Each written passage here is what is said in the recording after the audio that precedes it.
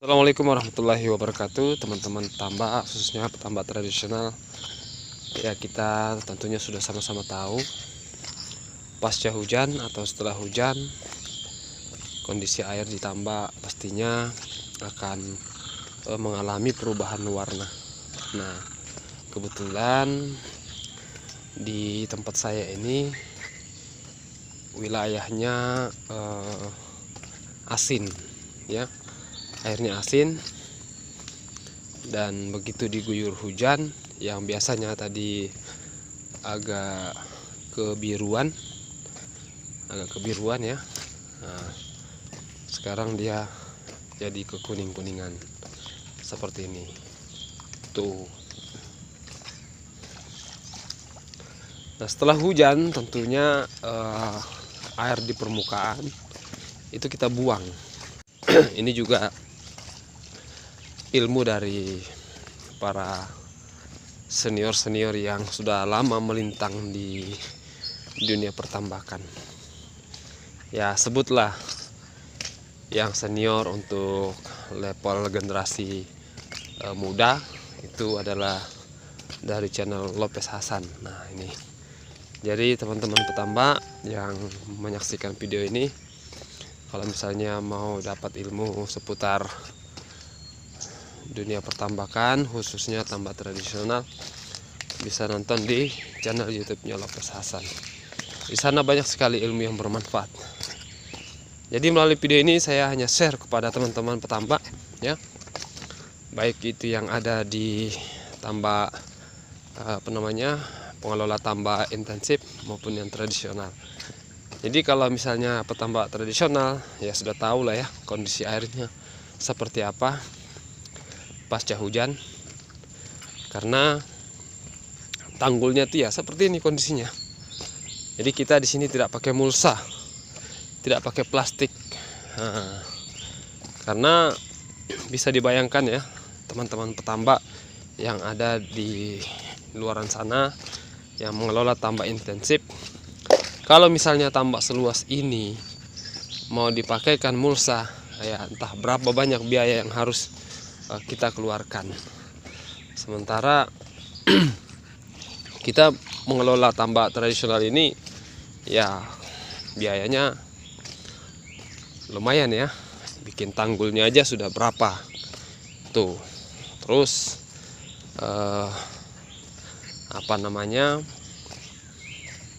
untuk bersihkan tengahnya juga butuh modal besar. Jadi ya seperti inilah kondisinya tambak tradisional pasca hujan. Intinya sih itu ya. Saya mau share, mau berbagi informasi kepada teman petambak yang mungkin tadinya belum pernah melihat seperti apa sih kondisi air, ya. Kondisi air di dalam tambak tradisional pasca hujan. Nah, ini sekitar 1 jam setelah hujan. Tadi diguyur hujan deras. Ini tanggulnya masih basah, tuh. Tanggulnya masih basah. Nah, di sini kebetulan agak terang ya. Di sini agak terang karena tidak terlindung pohon. Jadi kentara tuh kondisinya di bawah. Tuh. Terus di pinggir-pinggir ini juga kelihatan ya. Entah apa namanya itu, ada yang bilang zat asam atau zat apalah. Ya. Yang jelasnya beginilah warnanya. Nah, pasca hujan tuh seperti ini. Ini saya sudah keliling sekitar berapa meter ini ya. Jalan di atas tanggul tuh sudah ada mungkin sudah ada 100 meter ini lebih. Jadi hampir merata seperti ini kondisinya. Tuh. Jadi saya fokus untuk di pinggirnya aja ya.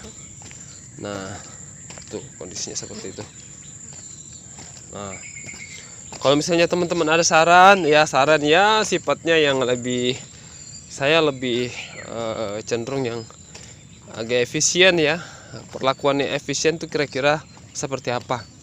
Contohnya, nah ini contohnya, Mas buang airnya Mas di atas. Ya sudah, saya sudah buka untuk bagian atas. Di permukaan air itu saya keluarin. Jadi airnya setelah hujan itu saya buka, papan bagian atas itu saya buka. jadi dia akan keluar. Karena menurut informasi dari para senior yang malang melintang di dunia pertambakan tradisional ini, katanya kalau misalnya air hujan itu dia ada di atas permukaan, jadi dia terpisah. Nah, itu untuk yang air asin ya, untuk yang air asin. Kalau yang air payau atau air tawar ya mungkin dia menyatu, sama-sama air tawar. Air hujan kan tawar. Nah, gitu. Jadi mungkin ada saran lain dari teman-teman petambak ya, yang selain membuang air hujan di permukaan, di atas permukaan, ya silahkan di komen, ditinggalkan pada kolom komentar, yang mudah-mudahan bisa saya aplikasikan di tambak tradisional ini. Tuh, kita jalan sepanjang mungkin sampai capek, nanti kalau sudah capek baru kembali. Tuh, kondisinya seperti ini. Nah, kalau untuk di wilayah sini mulai apa ya, kalau di sini daerah sini nih, dia di pinggir-pinggir ini kuningnya agak kurang dia belah sini tuh.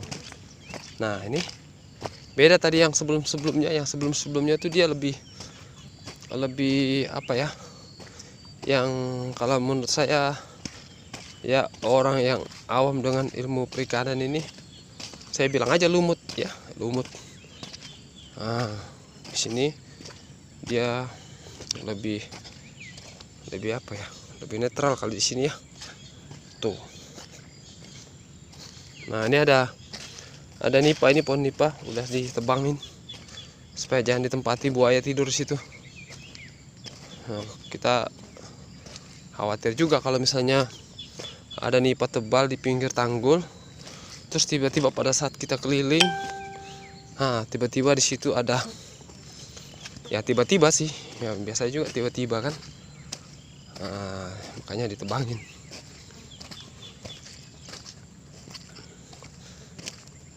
Tuh, kondisi airnya seperti itu. Nah, ya. Nah, kalau di sini dia airnya ini tingkat kekeruhannya kurang di sini ya. Dia agak kehijauan di sini. Beda tadi yang sebelumnya di daerah kita start jalan. Di sana dia kuningnya tuh kental ya. Nah, kalau di sini agak kehijauan di sini. Nah, bisa jadi di bawah sini nih ada tumbuhan hijau atau ada apa ya, sebutannya ganggang ya. Nah, ada mungkin ada ganggang. Soalnya enggak kelihatan sampai ke bawah. Nih bagus airnya nih ya. Ya menurut saya sih bagus ya. Tapi kalau secara dari sisi teori perikanan saya kurang paham. Tapi kalau saya, penglihatan saya ini bagus airnya nih. Ini karena kebetulan kemarin habis habis ditaburin lagi campuran prawn sama itu prawn sama molase ya, difermentasi lebih kurang sekitar 2 minggu, campur kepala udang ya, mungkin ada pengaruhnya itu. Ada pengaruhnya, jadi dia apa istilahnya, tumbuh plankton ya, makanan untuk udang. Saya cemilannya lah, ada yang bilang sih cemilan ya, vitamin atau apalah segala macam, banyak macam ininya. Nah, kalau ini sengaja dibiarin, ini kan dia bersih aja bawahnya nih. Kalau misalnya ini akar parapa, ini namanya pohon parapa nih. Jadi kalau misalnya di bawah sini, nah ini kan dia bersih nih, nanti dibiarkan tumbuh, tapi di bawahnya kita bersihkan supaya kalau ada buaya kelihatan. Jadi ini tidak masalah. Lagian ini juga kan bagus nih buat nahan tanggul nih, akar parapa nih. Jadi air tanahnya ndak gampang tergerus. Maunya sih saya ditanamin semua nih sepanjang tanggul, cuma ya kadang ditanam susah hidup. Jadi gitu, mungkin dia cocok-cocokan juga ada yang dia subur, ada yang dia mati. Jadi ya seperti itu kondisinya. Jadi kalau dia sudah terlanjur hidup ya dibiarin, karena susah juga kadang nanamnya. Ini tanamannya milih-milih tempat, tidak merata. Kondisinya seperti itu. Nah, di sini susahnya masalahnya juga kalau di tambak tradisional tuh, kepiting tuh bikin lubang di pematang, makanya pematang ini rusak. Itu. Itu salah satunya tadi itu masalah. Tapi itu nanti ditimbun kalau misalnya panen, nanti ditimbun. Biarin aja dulu. Tuh. Kondisinya seperti itu. Ya. Di sini juga agak kehijauan. Sini ada kehijauan. Di sini dia agak kehijauan di sini. Nah, tuh. Ini karena ini sih kemungkinan di bawahnya ini ada ganggang, ada tumbuhan hijau. Makanya dia airnya beda.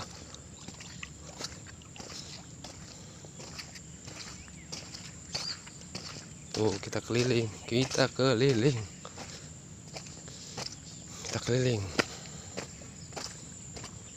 Nah, kondisinya seperti ini. Nah, di sini ada sedikit keanehan di sini ya. Saya juga bingung kenapa bisa kondisinya seperti ini. Mungkin ada yang bisa kasih komentar, silahkan. Di sini kebetulan area sudut. Di sini sudut. Tapi sudut yang di wilayah sini, khusus di wilayah sini tuh dia beda dengan sudut yang lain. Kenapa? Karena di sudut ini anehnya ada hitam di bawah itu, hitam tuh. Ini apakah ini makanan udang atau zat beracun? Saya nggak kurang begitu paham saya.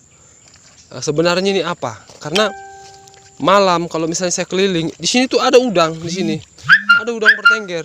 Nah, apakah dia di situ bertengger karena loyo ataukah dia makan? Saya kurang paham juga.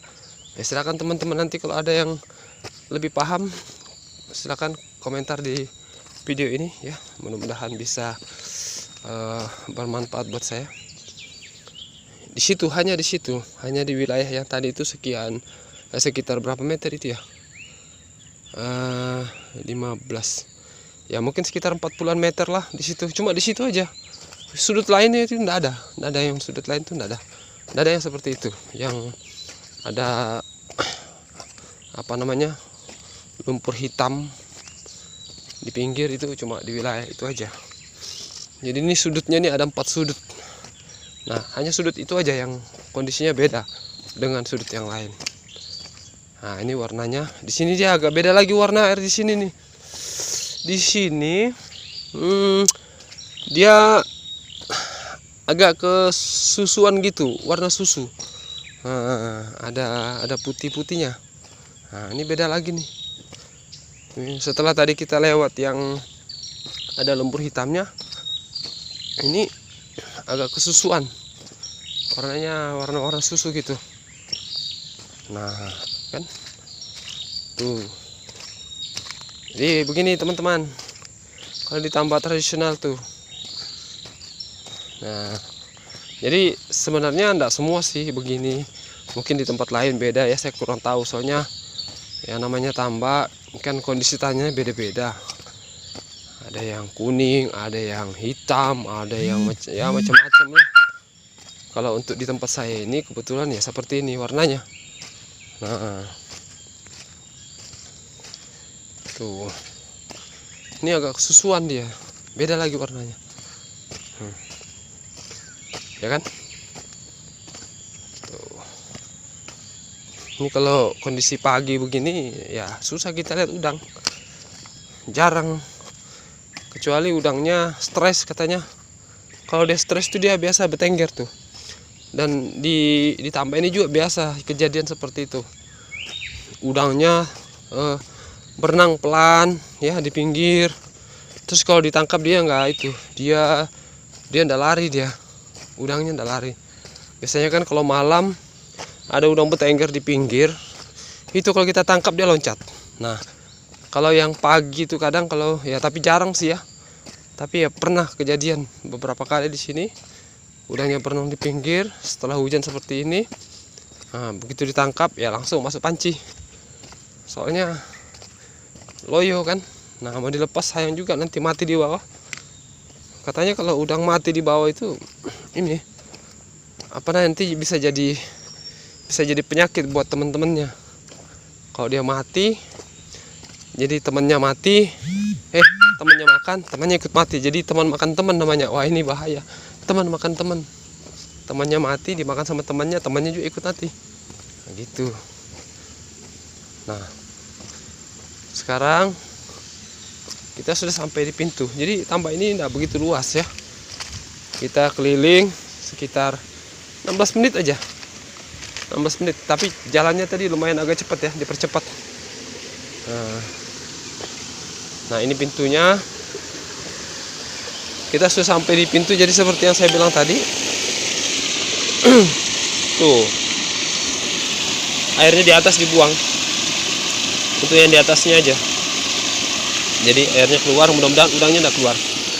Nah, kebetulan saya juga mancing, cari umpan. Ini tadi pasang umpan.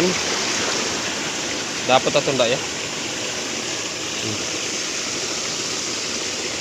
Waduh, nyangkut lagi. Ya. Ini kayaknya dapat ya. Dapat apa nih kira-kira?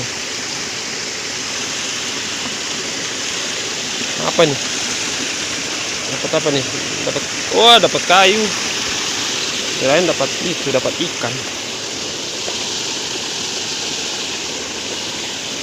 Ini namanya dapat kayu, dapat ranting. Tuh, kita lepas dulu ini. Lepas dulu kayunya. Terus kita pasang lagi, ya kan? Daripada pasang lagi. Kita pasang lagi, mudah-mudahan dapat. Ya, jangan dapat kayu lagi. Nah, ini rantingnya kalau dapat kayak gini karena sudah sudah nguras tenaga buat narik, ini kita biarin aja nanti kering, dibakar. Nah, terus sekarang kita cuci kaki. Nah, ini enaknya ditambah, ini kita puas main air. Airnya melimpah ya. Ditambah ini airnya melimpah, banyak. Ya, inilah salah satu nikmat dari sekian banyak nikmat. Kita dikasih air banyak, jadi bebas kita pakai untuk menyuci. Bisa juga buat mandi nih. Kalau misalnya lagi pilek, mandi di air asin ini, wah, itu pileknya jadi lancar.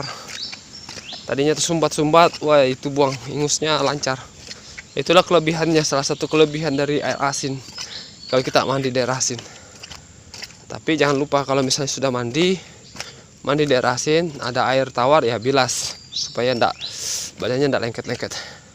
Ya, oke dulu ya teman-teman petambak ya. Semuanya sudah dulu. Kebetulan saya sudah sampai di pondok, jadi di depan pondok ini ada cabai. Ya, alhamdulillah cabainya subur ya, subur. Nah, seperti ini teman-teman, kalau ditambak itu satu lagi kelebihannya ditambak karena pupuk kita tidak beli. Nah, pupuknya itu dari kepala udang nih, bisa kita lihat ya teman-teman ya. Tuh, kepala udang. Ini kepala udang ini tidak beli karena kalau panen itu kepala udang itu kita potong karena tujuannya satu, untuk pupuk, baik itu pupuk di darat maupun pupuk di tambak. Nah, itu dia. Nah, seperti yang saya sempat sebutkan tadi di sekitar pertengahan video. Jadi tambak ini itu juga dipupuk dengan kepala udang. Ya, bahasanya dipupuk ya. Nah, walaupun itu mungkin jenisnya makanan atau perangsang atau apalah. Ya, kepala udang tadi kita manfaatkan untuk itu. Pertama untuk memupuk tanaman, kemudian yang kedua untuk dijadikan sebagai perangsang atau pakan udang atau pupuk di tambak tradisional ini. Oke, sekian dulu teman-teman. Terima kasih sudah menyaksikan video ini. Jadi satu lagi saya perlihatkan di sini teman-teman ya. Ini pohon cabai. Jadi alhamdulillah di sini kita kebanjiran cabai di tambak. Nah, karena memang kalau di tambak tuh jarang banyak orang. Paling 1-2 atau ya paling banyak satu pondok itu mungkin 5 atau berapa orang. Ya, untuk sekarang karena saya sendiri ditambak ya, Ini saya, waduh, ini saya belum sanggup habisin ini, jadi makanya dibiarin aja begini. Ya kan, dibiarin aja, nggak usah diambil supaya dia lebih tahan. Ya kan, nanti dipetikin sedikit-sedikit. Kalaupun nanti belum sempat habis, terus saya keluar, saya petik, atau keluar dari tambak saya pulang, nanti saya petik saya bawa pulang ini buat orang di rumah. Kan lumayan bermanfaat ya daripada mubazir. Oke, terima kasih teman-temannya sudah menyempatkan waktu untuk hadir di channel saya ini. Intinya ya sharing lah, sharing informasi ya, tukar informasi dari saya di Kalimantan Utara. Terima kasih sekali lagi. Wassalamualaikum warahmatullahi wabarakatuh. Mantap.